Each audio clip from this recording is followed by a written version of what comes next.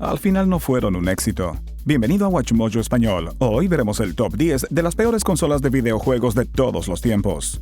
Antes de comenzar, publicamos videos a diario, así que suscríbete para más contenido. Para esta lista, veremos las peores consolas de videojuegos que se lanzaron al mercado. Número 10. Laser Active. Pioneers developed the Laser Active player, technology that allows you to enjoy everything you already know and have come to appreciate in Laserdisc quality. El Laser Active fue lanzado al mundo en 1993 y solo por el módico precio de $970. Para entender eso, serían alrededor de $1,600 en la actualidad. Y era tan cara porque funcionaba con Laserdiscs. ¿Recuerdas esas cosas enormes? Tampoco nosotros. La consola multimedia no solo jugaba sus propios juegos, también incluía complementos de $600 que la hacían compatible con títulos de Sega Genesis y TurboGrafx 16. Suena bien, pero el exorbitante precio y los títulos mediocres hicieron que el Laser Active vendiera solo 10,000 unidades y fuera retirada 3 años después. Número 9. R-Zone.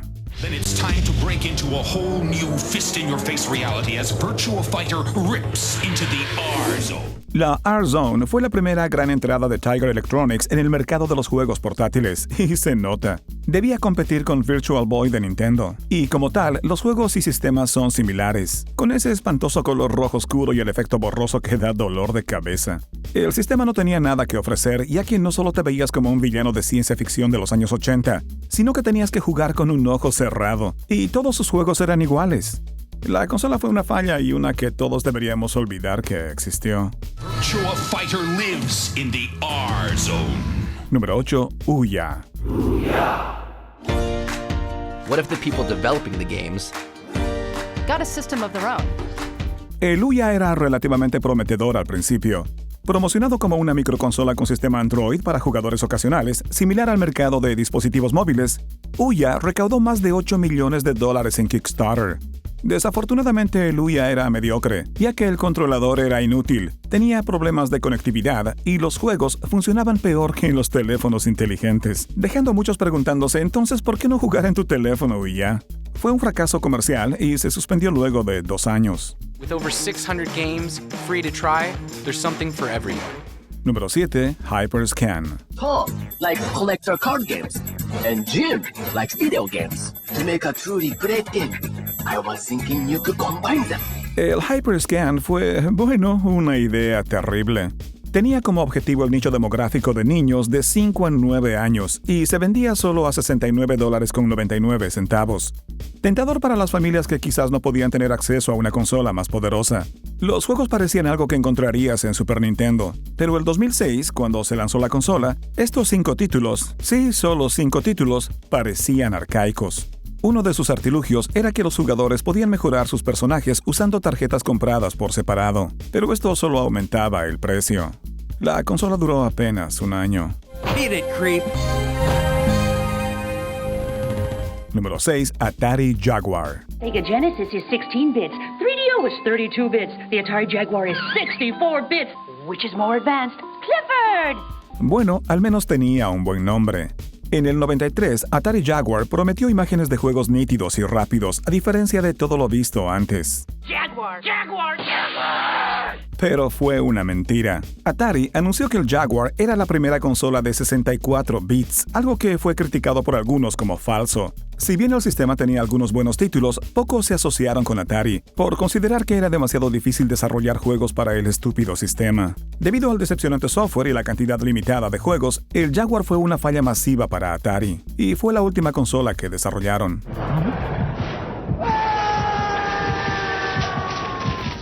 Número 5. N-gage.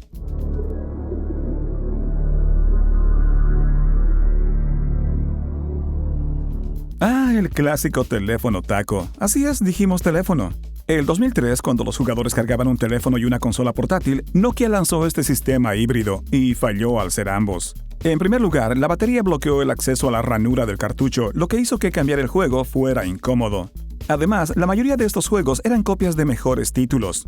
Para colmo, el parlante y el micrófono del teléfono estaban al borde del teléfono en lugar del frente, lo que significa que tenías que sostener el teléfono de una manera incómoda y ridícula. Al final, fue superado por Game Boy Advance 100-1, demostrando que a los jugadores no les importa el peso adicional. Además, el Game Boy Advance fue un éxito. Vamos, ese diseño de almeja para el SP fue increíble.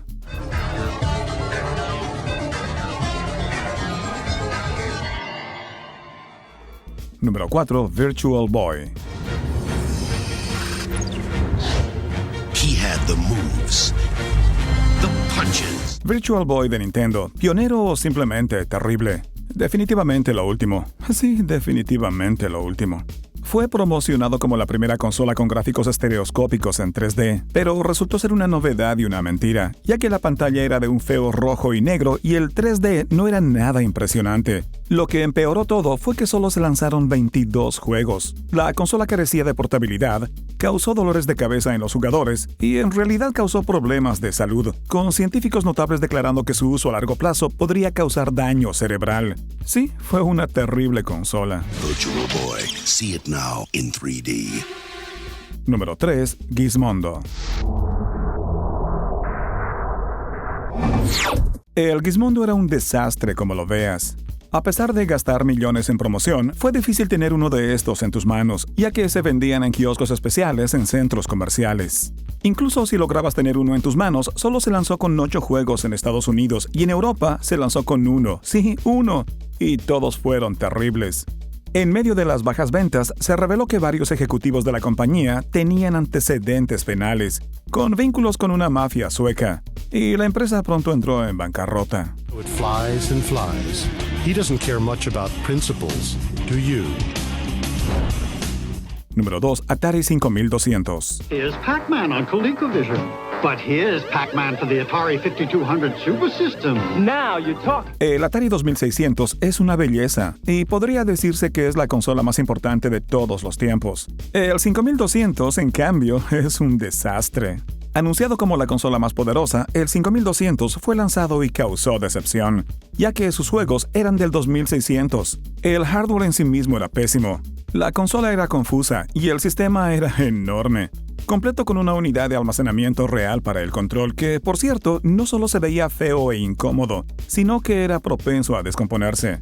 Apareciendo luego de un sistema tan icónico, el 5200 fue un fracaso épico.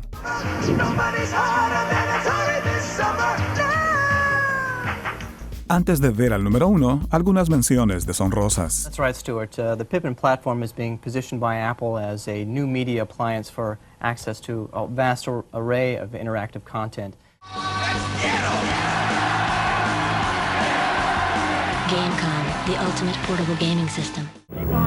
Action Max for your VCR. Yeah. If it were any more real, it wouldn't be a game. Número 1. Philips CDI.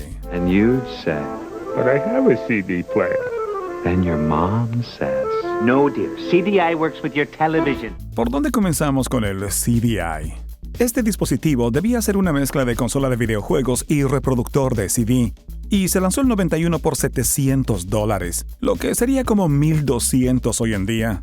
Si bien el precio fue escandaloso, sus controles son considerados los peores en la historia de los juegos. Y puedes comprobarlo, tenemos una lista sobre el tema. Los juegos también fueron espantosos, incluyendo Hotel Mario y los 3 juegos de Zelda, todos acabando en la infamia. Todo esto llevó a la consola a ser un gran fracaso comercial, vendiendo solo 1 millón de unidades en 7 años y costando a Philips $1,000 millones.